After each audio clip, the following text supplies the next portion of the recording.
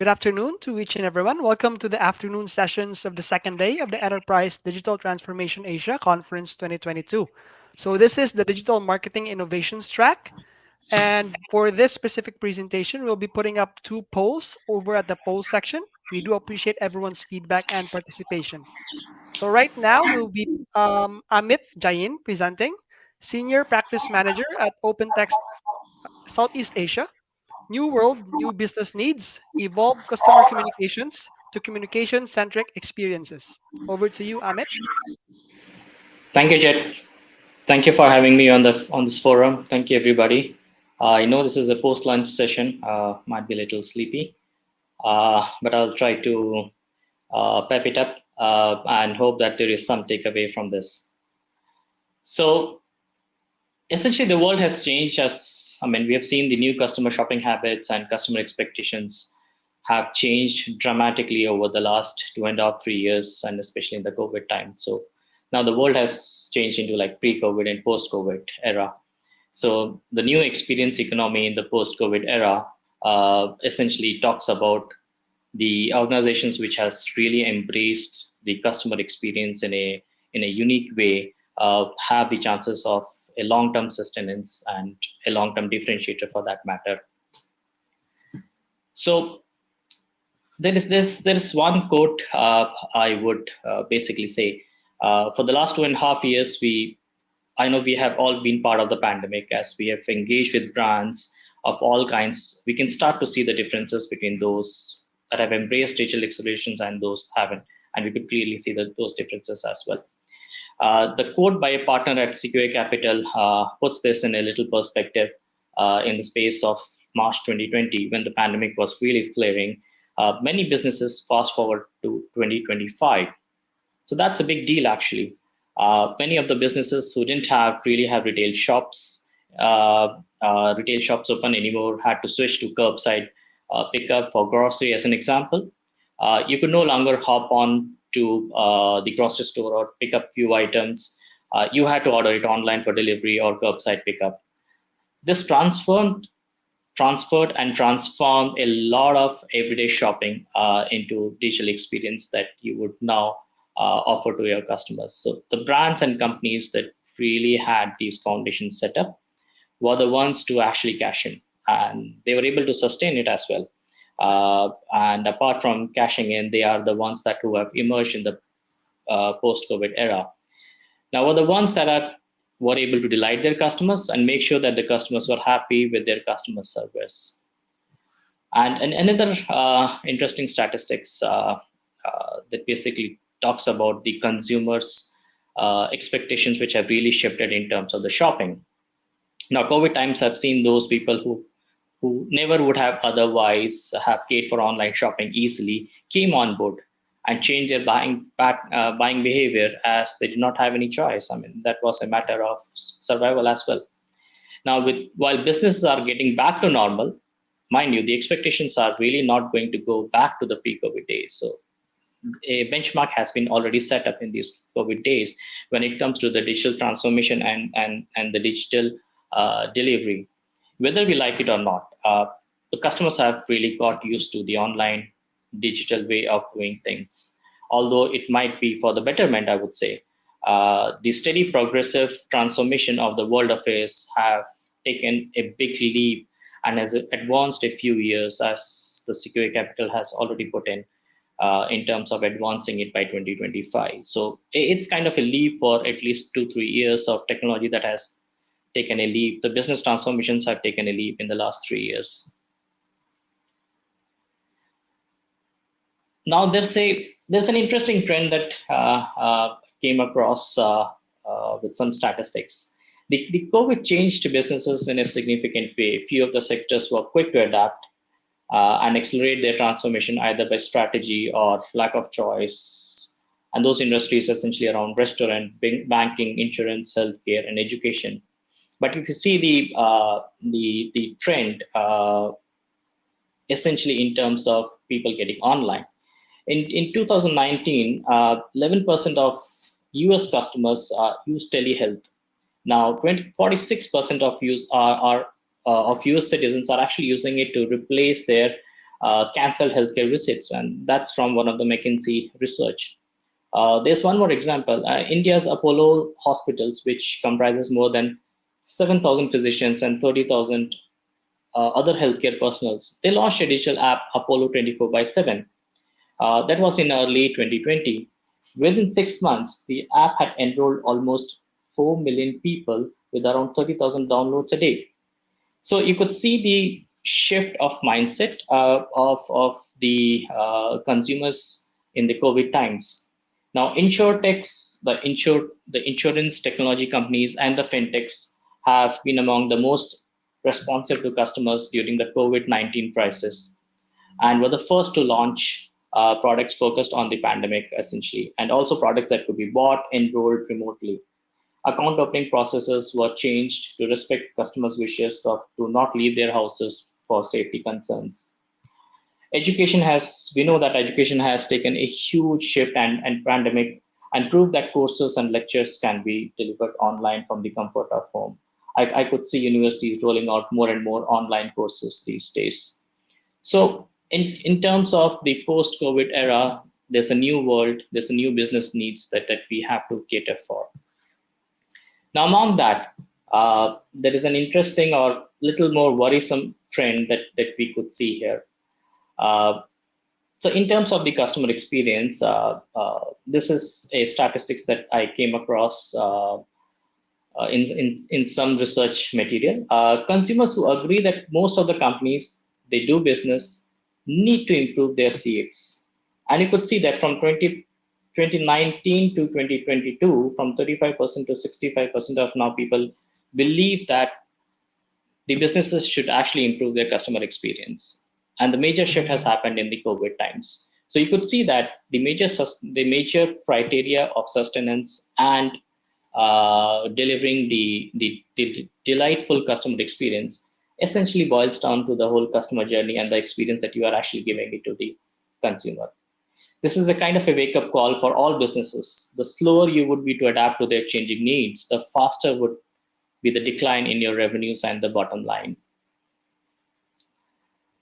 So when it comes to the new business needs in the new business, in the new experience economy, the customer experience matters absolutely critical, and communications have never been so important. So in terms of the customer experience, which is centered around the communications have been the key in the last 2-3 years that we have seen.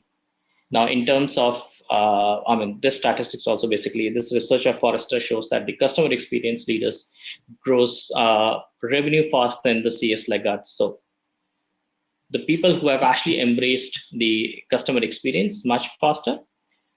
In fact, a couple of years back, I had been giving a similar speech in one of the seminars, and we had been stressing more on the customer experience part, but that was almost 3 years back. Now I cannot think that is even like absolutely critical to put customer experience on the forefront.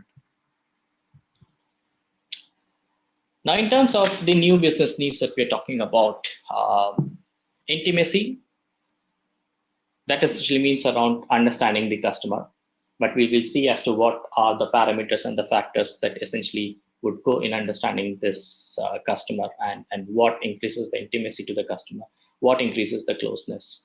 Relevancy, intelligence, consistency, and efficiency. Relevancy, obviously, your communication has to stand out in the overload of the digital communication that happens these days. So you have different apps, you have different websites, you have different forums, and the customers are absolutely overloaded with the communication coming from multiple parties, multiple channels. So how would you actually stand out in that crowd is most critical now. Intelligence in terms of how important your message is, how intelligently do you really understand the customer and accordingly sends out the relevant communication to the customer.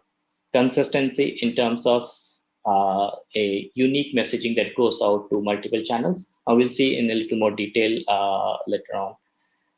And finally, the efficiency. How do you really improve your bottom line with the customer experience strategies.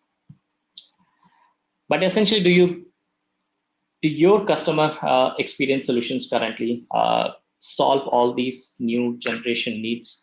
Probably not. And what you need is basically a next layer of a modern communication platform that basically provides you not just a platform, but it basically provides you a framework which is scalable, that solves your upcoming needs of the future.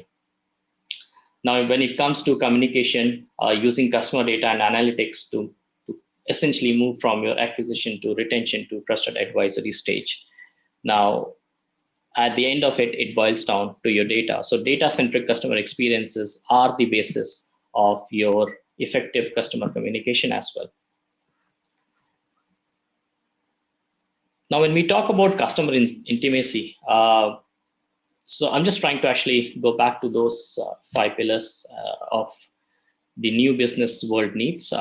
Essentially, customer intimacy talks about 4 things: priorities, beliefs, behaviors, and emotions. Now, customer intimacy, no doubt, is about closeness to your customer, but how do you do that actually? I mean, it boils down to how much do you really know about your customer? Are your offerings and communications aligned with their priorities and behavior? Does it echo their belief and emotions? A small study basically came out with an interesting statistic, which basically said 44% of consumers are willing to change the bank so the bank does not believe on what they believe. Now you could see that how strong the belief system of the consumers is actually playing a role here in customer experience. So from customer intimacy to relevancy. Now, is your communication, which is actually sent at large, really relevant to your customer? Is a customer just another one in your profile data set? Is he just one in a million of so-called or one in a million of customers which falls under in a specific profile?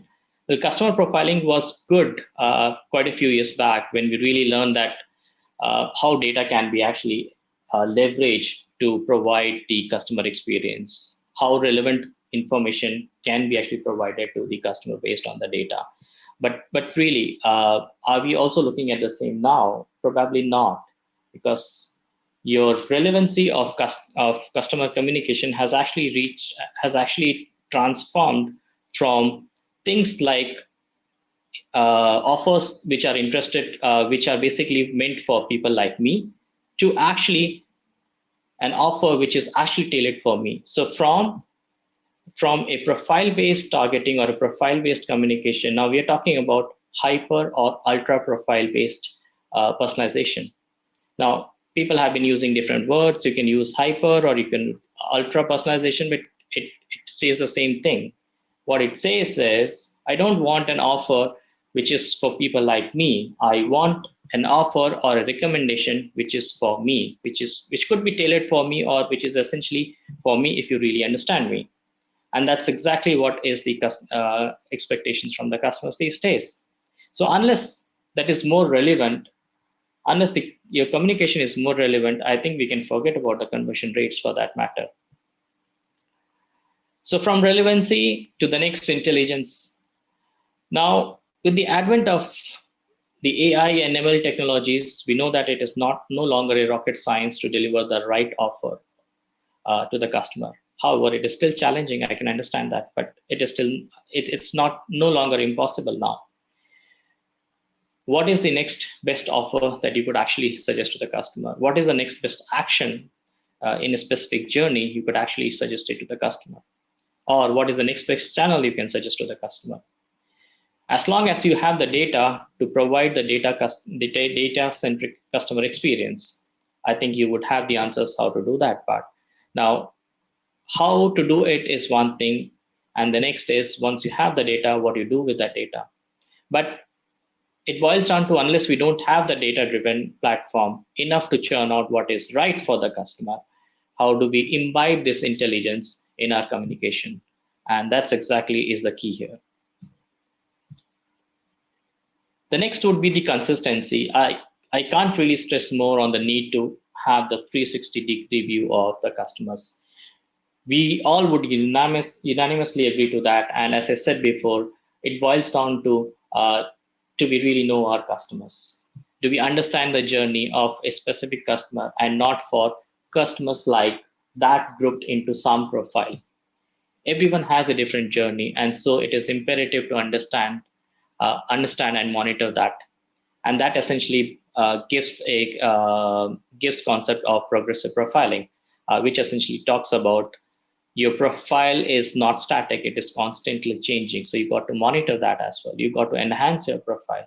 So if you're talking about even a profile which is for hyper personalization, that keeps on changing. My favorite topic has been to talk about omni-channel. Even today, after so many years when this multi-channel thing was rolled out, and it's been quite a few years, I can still see people talking about multi-channel, or at least talking about omni-channel. But what they are essentially doing is doing multi-channel targeting or multi-channel personalization. Now, omni-channel is not same as your multi-channel thing. There's a vast difference in that, and understanding this difference is key to consistent messaging. Unless and until you really don't have the same source of information or data, how would you really have the same messaging across different channels? How do you think of a scenario where you are getting emails, let's say from a bank, for some profile, because you are some profile to that customer, sorry, some profile to the vendor, and offers that are clubbed in my bank statement. So you are getting some messaging in your SMSs, but you are getting a different sort of messaging, let's say in your bank statement. So the offers do not really match, and probably they do not comprehend my situation. This kind of inconsistent messaging would happen if your source data or your source systems, which are actually churning out, are different.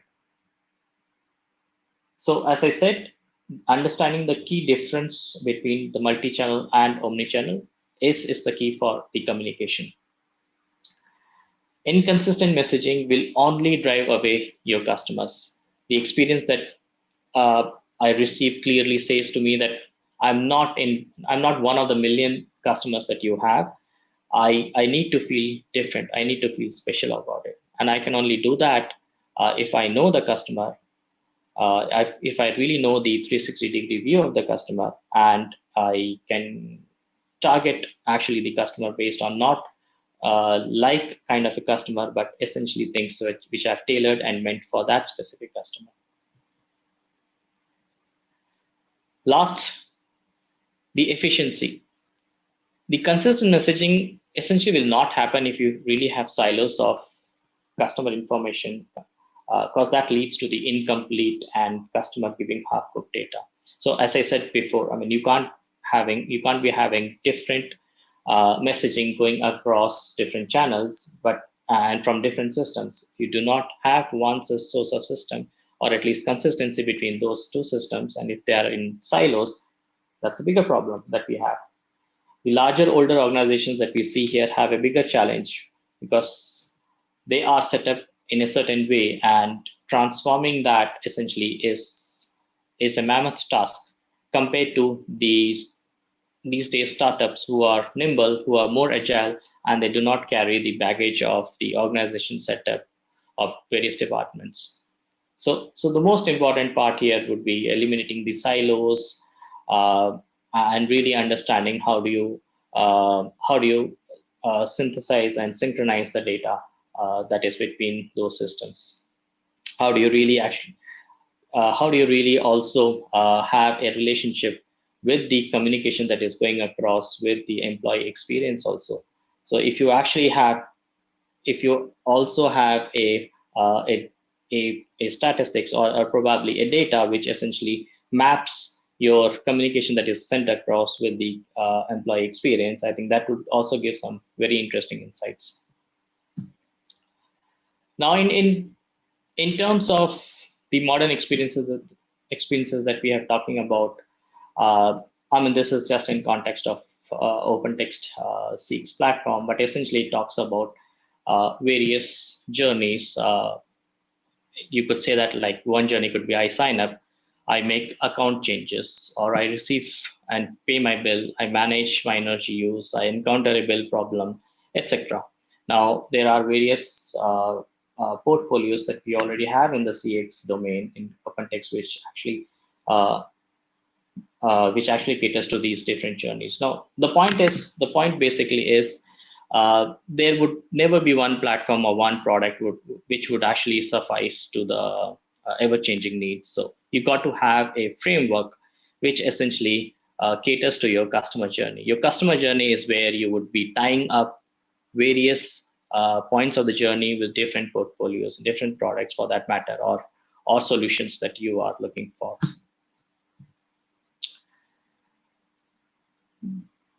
So the proactive communications that we are talking about, you must have heard about proactive communications these days. It is becoming much and much more popular. It's an important way of customer service. It helps to facilitate the customer journey and inspires customers to stay loyal to the company. But proactive services can be complicated, it can be convoluted, or it could be resource intensive actually. Uh, Essentially, proactive communications would be a combination of your customer centric experience strategy and a huge set of technologies that have to be implemented along with it. You know, the customer data matters, but you're collecting it across key touch points, but do we know how to really use it to enhance the customer experience? So you derive your valuable insights from that immense data that you have been collecting, and from that you actually leverage it in the framework. So customer insights would have like two aspects. One is collecting the data, then what you do with that data. So the whole experience, the whole framework essentially is around, for example, an integrated customer experience portal that you would actually want to take your customers to. So all your communications could be leading your customer to a certain point. Besides that, you would have your customer communication management systems would be churning out things like statements, would be churning out SMSs and messaging that goes out to the customers. You would have various forms of messaging these days. You would have push notifications, SMS, emails, etc. Your whole communication framework also would be around having what to actually archive and what to actually refer. Now, in terms of the integrated approach, there is certain thing. There are certain digital assets which are currently I see in a lot of organizations which are basically taking the second seat. Now, digital assets are also an extremely important part of the whole communication thing, because digital assets, once you have rich digital assets, you would be able to actually relate it with the right communication. So what kind of pictures or what kind of Hi, image? Amit. I'm sorry to interrupt. You have 2 minutes to wrap up. Thank you. Sure. Okay. I think I'm on the last slide. Should be fine then. So essentially, to meet all this, what you need is the next layer of a modern communication platform that basically provides you a framework. Now, to just sum it up, what we have been talking about is essentially around the roadmap of the 23, which involves around what we spoke about: intimacy, relevancy, intelligence, consistency, and efficiency. So once you have a framework that actually leverages on these aspects, you would be actually looking at an enhanced customer communication platform. Now, I would actually, in the interest of time, I think, Chet, thanks for letting me know that. I will actually finish this by a 2-minute video. Would that be okay? Actually, Amit, since we are actually over your time, what I would tell the crowd or the audience is, if you want to catch Amit's video, please visit the Open Text booth. They'll be playing the video there. All right. Sure. All Also, right. the polls are still open for everyone to answer. We have 2 polls over at the poll section of your right-hand side. And also, OpenText will also be giving away $10 vouchers to the first 50 people that can answer their questionnaire.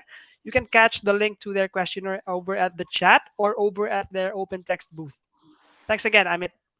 Okay, thank you very much, everybody. Thanks for having me. All right, up next we have David Lee. David is the director at Singapore Retailers Association. He'll be presenting on digitalization of retail in Metaverse Mall. Over to you, David. Go Hi, ahead, David. everyone. Good afternoon. Thank you so much for having me to share with you about digitalization of retail in Metaverse Mall. Thank you for ESCON for having me. So what you have been seeing, um, so for the Metaverse world, you have been hearing a lot and so on, but it's going to happen soon. So what I'm going to share with you for the next 20 minutes is to share with you about the most recent happening about the Metaverse world.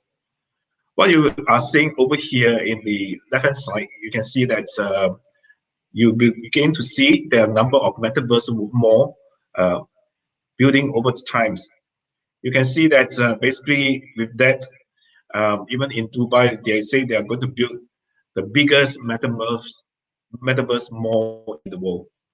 And at the bottom, you can see that there's these pictures and so on. I'm talking about the new way of engaging, especially for the generation of Minecraft, right? Looking at my children and so on, growing over the years and so on, you can see that they are very active in this virtual world, gamification, at the same time, engagement and so on. And I'm very surprised that they are able to get their surrounding audience to participate. And I begin to see kids coming to our home and so on from nowhere once they actually participate in the games. And the next pictures we can see over here is that the brands are coming in as well as the NFT art and products. And even NFT estates, you can begin to hear people are buying estates themselves. So before I begin, just quick introduction about myself. I work for all these great companies, tech companies.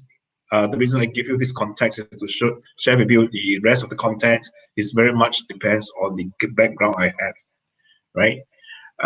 Credentials, being the trainers all the times, developers for training programs. And the last point is that I'm the experts in the domains of e-commerce live streaming, and I sit in the work groups of ISO. I'm the convener for the uh, e-commerce survey work groups in the global ISO. Okay, what I'm going to share for the rest of the time is that to help you to understand what's metaverse more and how does the retail actually are transformed in the aspects of the metaverse universe, the social commerce, shoppertainment, meta sensory, and we will actually have key takeaways from here. So, what is metaverse mall, right? I believe that Taobao from Alibaba actually have already moved in advance. What is metaverse mall? They did it for the just last month or just 2 months ago on the June 18th on the shopping festival, right? They actually allow their customers to use phones, shoppers to be able to guide their avatars through the 3D stores and engage in a number of interactive activities. So what do I mean interactive activities? It's not just playing games, because by through participating in the activities and so on, they are able to earn discount coupons. It is not like the typical retailers that you offer 50% discount, 20% discount. This one you need to earn it. And because of the hard-earned discount points vouchers, customers are all the more willing to buy the things because they need to trade in their discount points where they actually participate in the activities. And point number two, you can see that the Taobao primary focus at this time is that consumers' 3D experience is not using any devices. So a lot of time we think about metaverse, we need to buy very expensive gadgets and so on. Moving forward, actually, the 3D environment, you can actually experience it through the phone and so on. And you do not actually need any devices to help you to go into the metaverse world, right? And the next thing is that this is optimized in the virtual retail. So actually, it allows the e-commerce experience, buying products, as well as able to help customers to actually go through the shops and so on. So I believe over time that customers do not need to spend times in the traffic to travel to the mall. In fact, anytime they need shopping therapy, they can actually visit the virtual mall anytime. So that gives a lot of creative opportunities for the retailers. So retailers do look out for this kind of metaverse mall capabilities and get ready of all your readiness with all your merchandise and also your activities ready for this metaverse mall. So take a look at the metaverse universe. What does it contain, right? So if you look at the purple colors semicircles, it is divided into 4 compartments. This is well defined by the Alibaba crowd. They produce the metaverse universe for the retailers and so on, right? So you look at the right at the bottoms of the semicircle, e-commerce. Basically, is that with the metaverse world and so on, e-commerce can be done in the mall, as well as it will be live streaming in the mall. So metaverse will actually allow entertainment in that particular sense. Next one is the gaming, right?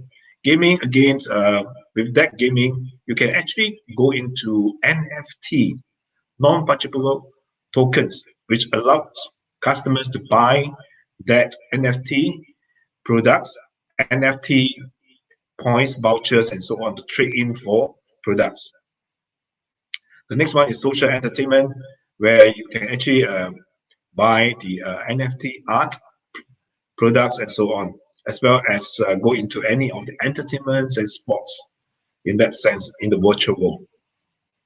Last but not least is the intelligent space, meaning is that with this kind of capability, you do not need to have goggles or certain devices to actually help you to go into the metaverse universe, right? So you look at point number 1 is that the new technologies allow holographic construction for mobile phone users, meaning is that you do not need to have a goggle, right? VR goggles. And point number 2, you can see that it's a holographic simulation without VR tools. And point number 3 is that it's a virtual reality that brand into the physical world. So I've been working with Alibaba Cloud Solutions providers. I have seen them, what they do is that they actually build the whole metaverse shops or mall according to the constructions of the physical store. Meaning is that the customers will actually have the same experience of going to the virtual stores as well as going to the physical store. So can you imagine that the customers are so hang up into going to the virtual mall stores and so on? They like to see a physical store. So that's the way of actually bringing traffic into the physical store. And point number 4 is basically all this engagement with the customers and so on is all built upon AI. Artificial intelligence are able to actually keep track of what is happening with the customers and give you the insights. How can you actually engage the customers in a better way the next time? Right. For the metaverse world, basically is that it's all digital and so on.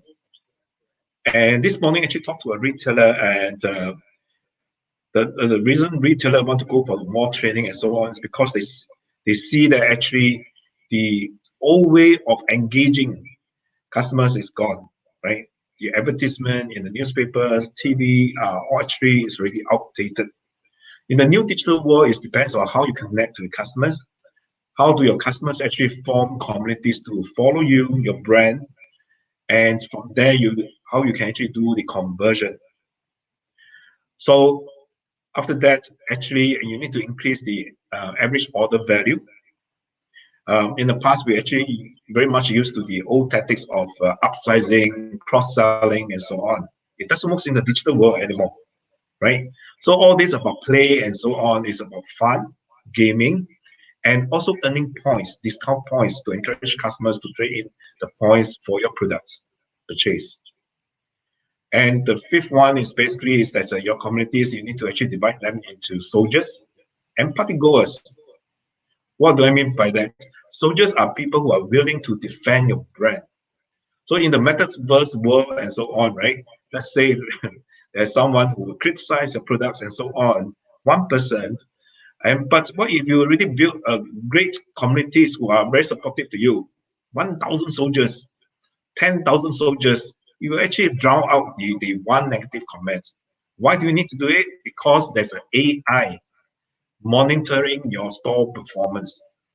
So if you are not active in building your soldiers and so on, any negative comments will actually tell the AI, and AI will actually mark your stores and actually bring down your store ranking and so on, right? So you need to build your soldiers communities, as well as party goers.